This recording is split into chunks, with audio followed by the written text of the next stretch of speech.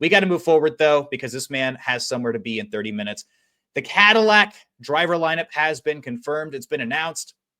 We have Grand Prix winner Valtteri Bottas, Red Bull race winner Sergio Perez. They are back on the grid beginning in 2026. Graham Loudon, team principal, calling the shots, man on the mics for the first team to enter F1 since Haas in 2016. Kevin, quick reaction. Let's hear it. Quick reaction. Makes sense. Probably Smart. unsurprising, right? I think at this stage, they're towards the end. Yes, I would say unsurprising. They're towards the end. We always kind of felt like it was going to be Valtteri, and then from a sponsorship standpoint, it made a lot of sense for it to be Sergio.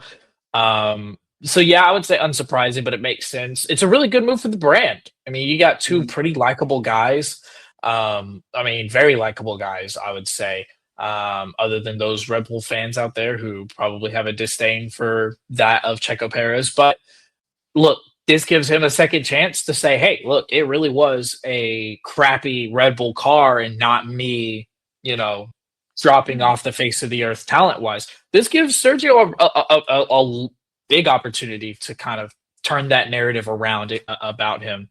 But it's a good move. It's a really good move for Cadillac. It sets them up very well for the future because it's not like two racers who's got like 1 or 2 more years left, right? I would say between the two of them, they probably have 3 to 4 years. So it sets them up to a point where they can look at younger talent down the line, but they don't have to make an immediate move, bring in someone who, probably it doesn't deserve or doesn't need to be moved up yet. Sets them up well for the future. Yeah, I think for the brand, I think for the team overall, having 2 experienced drivers, just in a nutshell, to give them a basis, to give them a floor. Hey, this is how Mercedes did things when I was there and we were winning championships. This is how Red Bull did things when I was there and we were winning championships. Having that experience and that know-how to say, look, this car sucks, or this is what's working for me, right? Let's go in this direction. Let's go in this direction. Having that veteran experience, I think these guys have combined over like almost 300 Grand Prix together, if I'm not mistaken. So there's a load of experience from top level team down, right?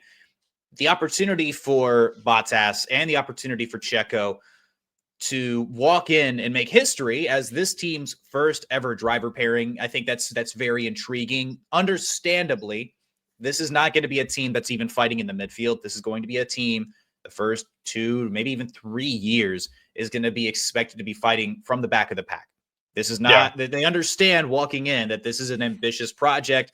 There are not championship aspirations here, but you're getting into the ground floor. You are becoming the face of a team one way or the other. Both of these guys bringing a lot of really good press overall, right? I think Checo Perez is bringing a lot of positivity here. He had a very controversial dismissal from Red Bull. Him getting another shot at his F1 dreams. The overall community for F1, I think, is really supportive of this move.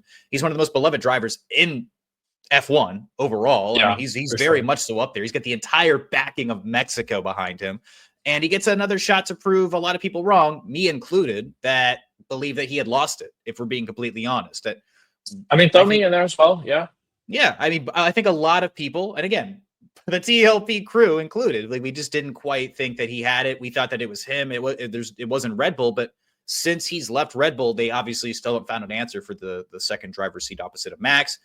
Checo's also going to bring a boatload of sponsors. Do we think we're going to get I can't remember if they have a naming partner yet for Cadillac, but do we think we get a Kit Kat Cadillac F1 racing team? Cadillac. Kit Kat Cadillac does not roll off the tongue, so I'm hoping that that's not the case. Agree to disagree. Oh, you don't? You think it's good? Dude, I think it would bang. I think it'd be sick. I love it. I do think that they'll have a naming sponsor because new team, they're going to bring in all the sponsors, and being an American team, there's going to be an American brand that wants to get in on that. I do think there will be a naming sponsor eventually.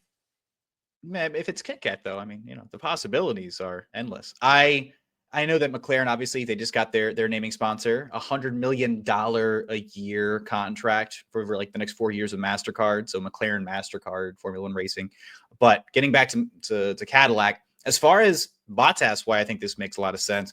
again, championship level experience. He spent time this past season with the Mercedes project, who are, again, widely considered to be the front runners heading into the next regulation. So a lot of insight, reports, or even words from Toto Wolff or from Valtteri himself in interviews have been that they didn't hold back any information to him as far as next year's development. They didn't really have a reason to. So he's a savvy vet, though, loads of knowledge. Yep. I think that he's a great face for the brand, another just guy who's beloved along the grid. And I'm really excited to see what this driver pairing can do. I think that the expectations for 2026, if this team can hit the points, treat it like it's a win. Bring out the champagne, because that's the expectations are incredibly low. They're going to be a back market, but they're going to be the cool American Formula One team. So, hey, I'm just saying, you have the opportunity to jump ship and get in on the ground floor of the McLaren thing. What do you think?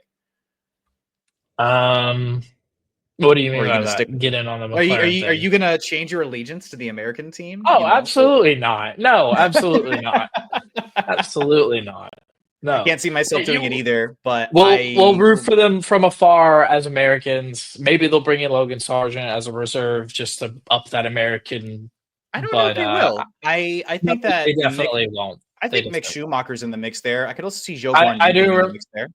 I do remember Mick Schumacher being in talks, but I was mainly just kidding. But I could see Zhou Guanyu there. Graham Loudon was his manager in his time leading up to his drive with Alfa Romeo / Stake. So there are some connections there. Don't be surprised if Zhou Guanyu is a reserve driver here. But also, I did want to say, just while we're on the topic of Cadillac, no, Christian Horner is not going to be the team principal of Cadillac. And I say that with all seriousness because there was definitely rumors floating around about that being a possibility. Or him being Cadillac a part of management, maybe, but maybe being somewhere there in some form or fashion. They haven't reached out to him. They haven't conversated with him. They haven't talked with him. They're going to stick with their current management system. Christian Horner is not going to Cadillac. So pretty much dismissing that. They're going to roll with what they got. And I think that's the smart move going forward. And Loudon is not coming from nowhere. He's been kind of working behind the scenes for this project to happen over the last couple of years. He's been advising Cadillac. He, like I mentioned already, Zhou Guanyu's manager. He's been involved in the sport for some time, going back to the Marussia like Virgin Racing days.